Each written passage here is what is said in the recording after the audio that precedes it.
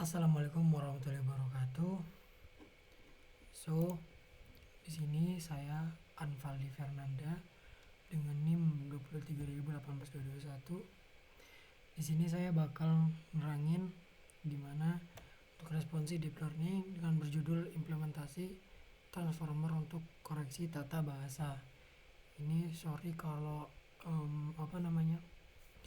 recordnya mic-nya kecil, aku nggak tahu juga ini kenapa, karena gak tahu ini keterbatasan device. Sekarang jam 2 ya. Ya udah seharian mantengin belum paham, tanya AI juga ya paham dikit, tapi untuk itunya agak asing sedikit. Jadi saya bakal jelasin mungkin beberapa yang saya pahami dan saya akan jelaskan pada saat ini. Oke. Yang pertama di sini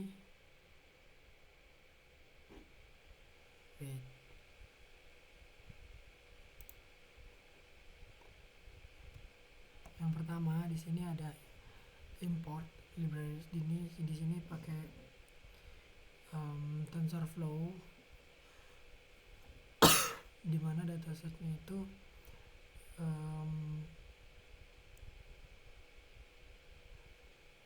certain model selection import print TensorFlow version. Nah ini dimana dia tuh install ataupun model TensorFlow buat kebutuhan dari program ini sendiri. Kemudian di sini ada set random seed. Ini ada load JavaScript, di mana ini datasetnya itu dia install secara otomatis, mungkin disediakan dari sananya. Kemudian di print datasetnya, validation dataset ada sampel di sini ya, merge validation. Dataset ini validasi, kemudian dites apakah ada datasetnya. Dan ini total sekitar 1503. Di sini masih manggil data aja. Di sini ada shuffle the dataset buat dataset acak. Jadi di sini dia itu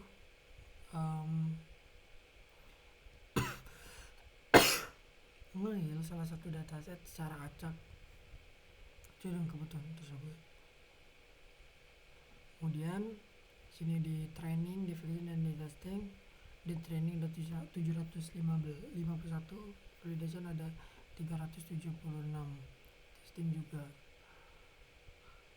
Di sini ada tokenizing padding dengan 1 token SOS. Ini aku kurang karena baru tahu ini. Yang di sini ada print target yang dibutuhin. Ada print target. Ada tokenizer buat coverage dengan VCOP size-nya 12.000. Nah, seperti ini. Kemudian ada convert text to sequence. Mungkin guna ini mengconvert di mana teks itu berubah jadi sequence atau bilangan angka. Ada determine maximum lag. Ini ada encoder dan decoder dengan maksimal lag-nya 80 dan 79. Di sini ada padding untuk menyamakan ukuran panjang sequence. Ada TensorFlow dataset dengan base size-nya 32.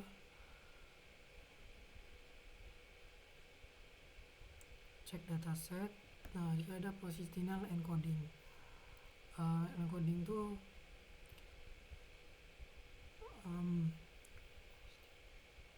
ya positionnya, encodingnya nanti gimana.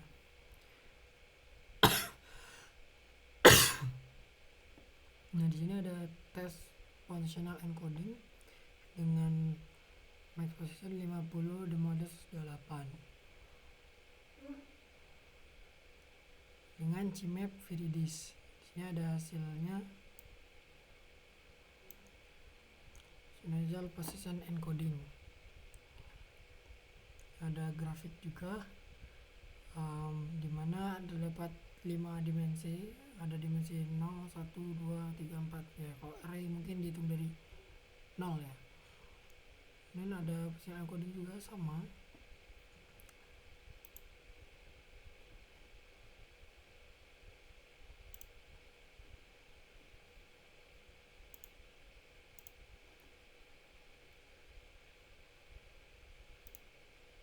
Mungkin kita giniin aja ya. Nah,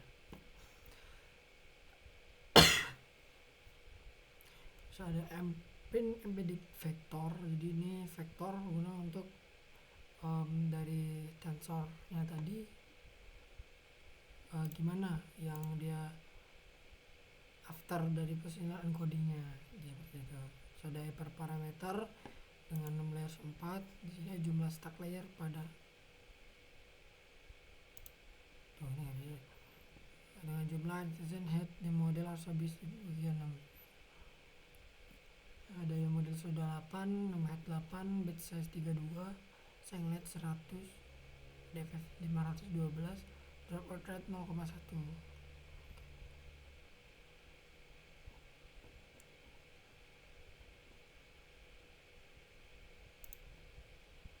Dan masih di sini ya. Kita masuk ke fungsi masking aja. Di sini itu fungsi ini generate a boolean padding max for encoder input sequence. Jadi menurut saya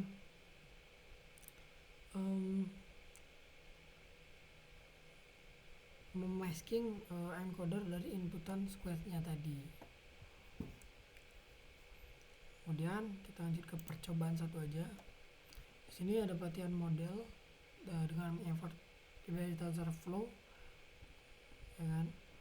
Kemudian ada Transformers di sini suka pakai 12.000 dari tokenizing sebelumnya. Ada define loss function.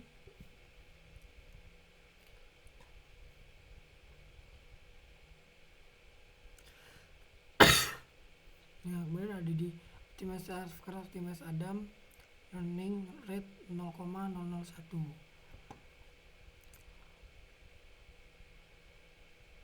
Nah, dia ada tron less sama tron akurasi. Jadi dia buat mengetahui tren yang loss sama tren dari akurasinya itu bagaimana.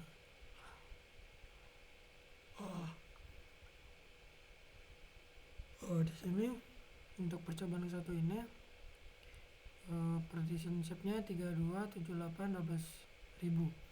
Ini ada loss-nya 9,40771 dengan akurasinya 0,0. Aku nggak tahu, bingung di sini kenapa bisa kayak gini. Ya mungkin karena di sana ya. Ada type function perform on time step dengan update parameter sama supply gradients. Dan kita langsung ke perasaannya evaluasi. Ini udah, kita akan langsung ke sini. Nah, ini kan inputnya adanya si go to school everyday. Terus predictionnya itu I do not want to buy new technologies. Nah, ini aku gak paham ya kenapa, ini bingung banget. Ini aku jelasin sepahamku aja sih. Jadi dari sentence atau dari teks awalnya itu kan si go to school everyday. Nah, dari sana tuh dia dapat inputan itu si go to school everyday, di mana ini akan mengidentifikasi atau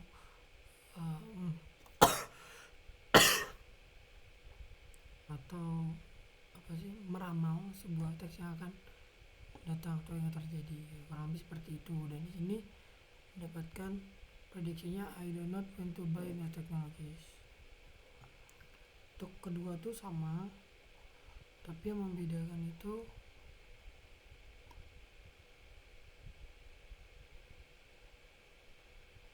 nah sini penggunaan epoch. Ini totalnya ada aku di sini pakai 20 epoch dengan lossnya 1,4357 dengan alokasi 0,7 bun. Jadi mungkin mendekati lebih dari cukup ya, udah bagus. Total tes lossnya ada 5,5 dan tes akurasinya 0,2.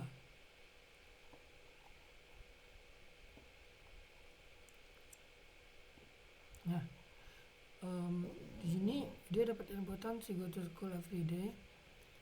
Diprediksi it will be its immersive impact. Penjelasannya sama kayak tadi. Mungkin dari aku cuma bisa jelasin sampai sana ya. Untuk hasil analisis akhir itu hasil pengujian kode keprogramman pas latihan bersama menggunakan JVLX selama 20 epoch menunjukkan tren konfigurasi yang serupa, di mana nilai loss training menurun secara konsisten dan akurasi training melonjak pesat hingga mencapai 70-72%. Jika dilakukan perbandingan secara kuantitatif, percobaan satu memberikan performa metrik yang sedikit lebih unggul dibandingkan dengan percobaan 2. Percobaan satu mencatatkan nilai trade akurasi testing yang lebih tinggi mencapai 30,93% berbanding dengan percobaan yang memiliki akurasi 99,25%. Informasi yang didapatkan terletak pada analisis hasil. Prediksi inference karena target pada percobaan model mengalami kegagalan baik secara sintaks maupun semantik karena menghasilkan prediksi sebenarnya melantur dan mengubah subjek kalimat menjadi they. Sebaliknya percobaan memberikan informasi kuantitatif yang menjanjikan. Jadi kedua ini ada kelebihan dan kekurangannya dari masing-masing. Dan ada umpan balik keseluruhan praktikum. Untuk sejauh ini sih untuk materi sampai dengan materi yang telah diberikan cukup baik. Namun ada beberapa saja pertemuan yang diberikan sedikit kurang di device terutama PC, ya kan? Yang sedikit kurang support, kadang lag dan sedikit terlambat kalau lagi running program atau eksekusi berjalan.